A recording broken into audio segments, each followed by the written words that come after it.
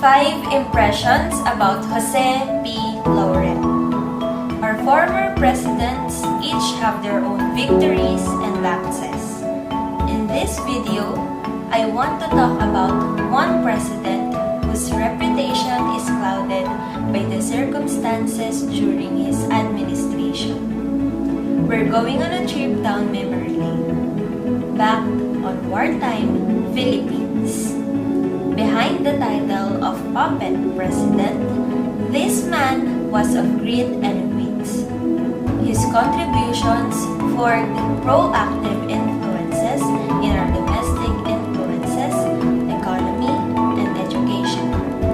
A brilliant lawmaker he was, an educator at its best.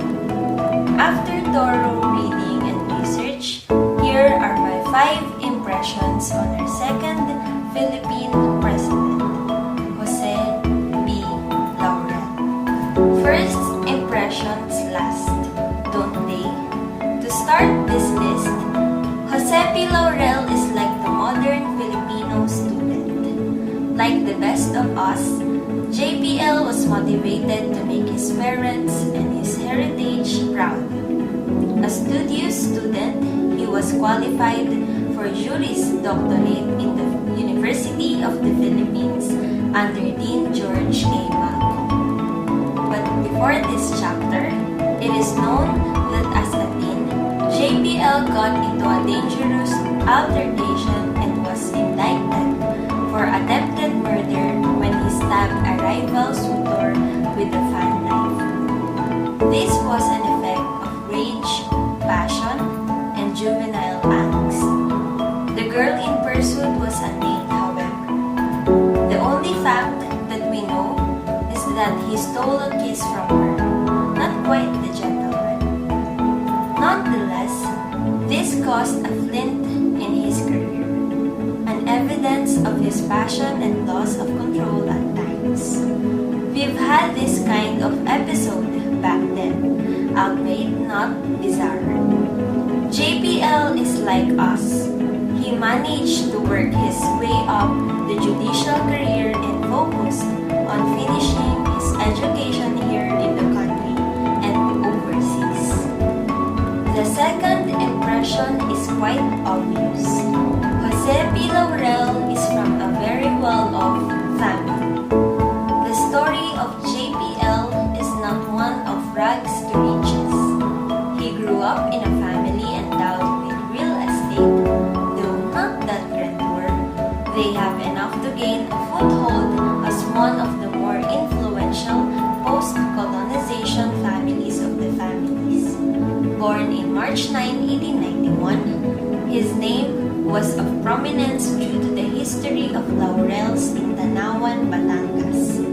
His parents, Sotero Laurel I and Jacoba Garcia, came from wealthy families, and his father, a direct descendant of God Masungit or Miguel Laurel. The Laurel was given by a Taal priest signifying dangal, the Filipino word for honor. From that lineage rose political entities with Roberto Laurel, the younger brother of Sotero, assigned to be a gobernadorcillo from 1887 to 1889. His father, a confidante in Emilio Aguinaldo's revolutionary government. The third impression is Jose P. Laurel is a brilliant statesman lawyer. I mentioned earlier how his endeavors in education led him to be a lawyer, but this profession is just the beginning of his many influences in the field. He rose to prominence with a persona backed with many accomplishments in the civil sector of the Philippines. Upon graduating from Yale, he was appointed as USEC of the Interior Department. He was then promoted as Secretary of the Interior in 1922, a distinguished one at that. Following differences with the American Governor General Leonard Wood, he resigned from his position in protest. This proved spirit of nationalism. 3 years later, and he was elected to the Senate. He gained the title one of the 7 wise men of the convention, following the ratification of the 1935 Constitution and the establishment of the Commonwealth of the Philippines.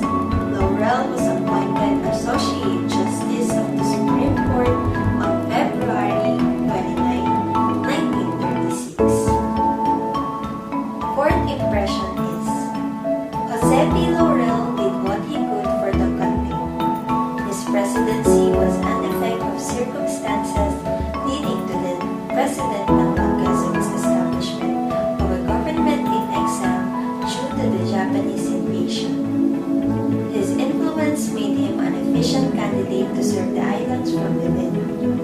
According to the official gazette, Laurel was among the Commonwealth officials instructed by the Japanese Imperial Army to form a provisional government when they invaded and occupied the country.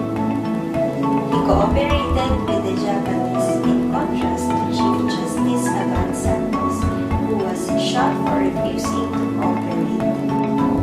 The final impression is, Jose P. Laurel gave back to the Philippines. He battled hunger when it was a huge worry in the country. Rice and bread were still available, but the sugar supply was gone. To prevent these problems from worsening, he opposed the stronghold to the Japanese in declaring war against the United States. He forged foreign policies that are fundamental in keeping the Philippines a little bit safer when the world was clashing